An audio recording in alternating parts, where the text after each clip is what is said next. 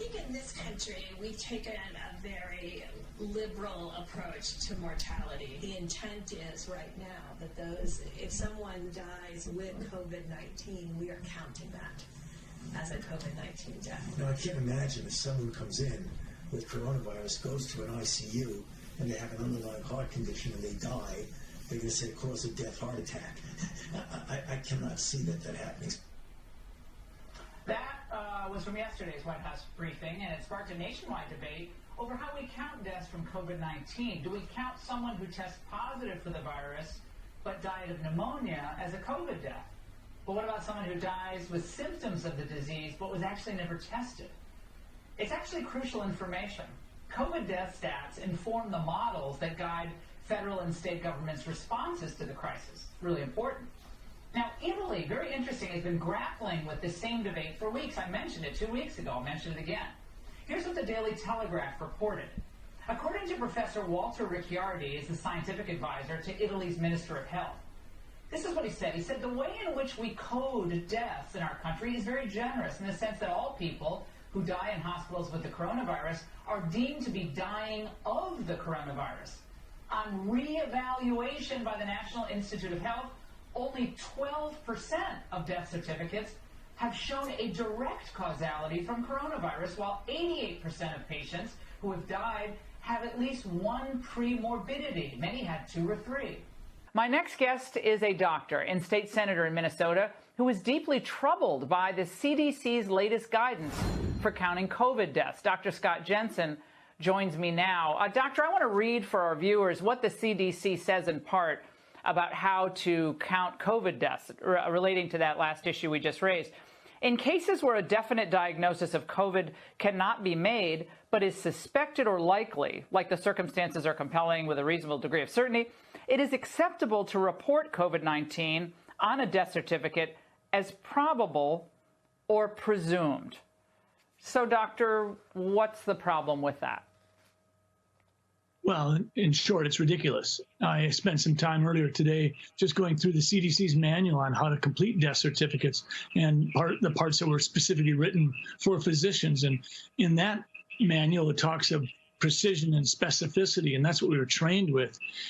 The determination of the cause of death is a big deal. It has impact on estate planning. It has impact on future generations. And the idea that we're going to allow people to massage and sort of game the numbers is a real issue, because we're going to undermine the trust. And right now, as we see politicians doing things that aren't necessarily motivated on fact and science, the public's their trust in politicians is already wearing thin. And doctor, in that same CDC guidance sheet on COVID-19, it references the fact that basically this is a judgment call for doctors on how to fit, I read it, what goes on line 1 and then what goes on line 2 and what goes on the final line as far as contributing factors and ultimate cause of death. But they concede that it is a judgment call. Again, why is that not correct? Well, let's just take influenza. If I have a patient died a month ago, had fever, cough, and died after 3 days, and maybe had been an elderly, fragile individual, and there happened to be an influenza epidemic around our community, I wouldn't put influenza on the death certificate, and I've never been encouraged to do so. I would put probably respiratory arrest would be the top line, and the underlying cause of disease would be pneumonia, and in the contributing factors, I might well put emphysema or congestive heart failure. But I would never put influenza down as the underlying cause of death, and yet that's what we're being asked to do here. Dr. Fauci was asked about the COVID death count today. Here's what he said in part. What do you say to those folks who are making the claim without really any evidence that these deaths are being padded, that the number of COVID-19 deaths are being padded? You will always have conspiracy theories when you have very challenging public health crises. They are nothing but distractions.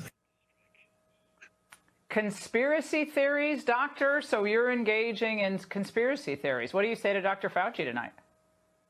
Well, I would remind him that anytime healthcare intersects with dollars, it gets awkward. Right now, Medicare has determined that if you have a COVID-19 admission to the hospital, you'll get paid $13,000. If that COVID-19 patient goes on a ventilator, you get $39,000, 3 times as much. Nobody can tell me after 35 years in the world of medicine that sometimes those kinds of things impact on what we do. Some physicians really have a bent towards public health, and they will put down influenza or whatever because that's their preference.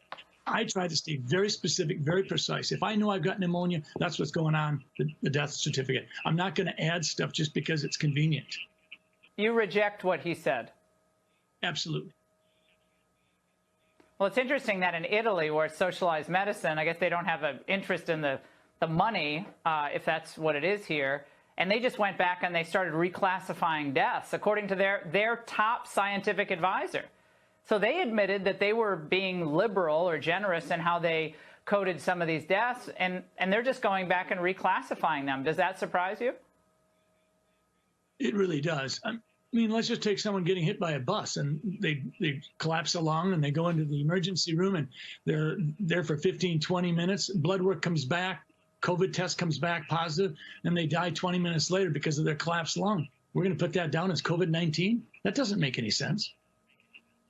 Dr. Jensen, really important conversation. We really, really appreciate your data-driven perspective. Thank you so much. I think is critically important. Can you repeat what you just said, please? Well, last Friday, I received a 7-page document that sort of told me that if I had an 86-year-old patient that had pneumonia but was never tested for COVID-19, but sometime after she came down with pneumonia, we learned that she had been exposed to her son who had no symptoms, but later on was identified with COVID-19, that it would be appropriate to diagnose on the death certificate COVID-19. Now, we've not done that. If someone has the pneumonia after and it's in the middle of a flu epidemic, and I don't have a test on influenza, I don't diagnose influenza on the death certificate. I will say this elderly patient died of pneumonia. I don't mean to interrupt you, but my heart is sinking right now as you're telling me this. You're a doctor. So with that being said, why would they want to skew the number of deaths due to COVID-19?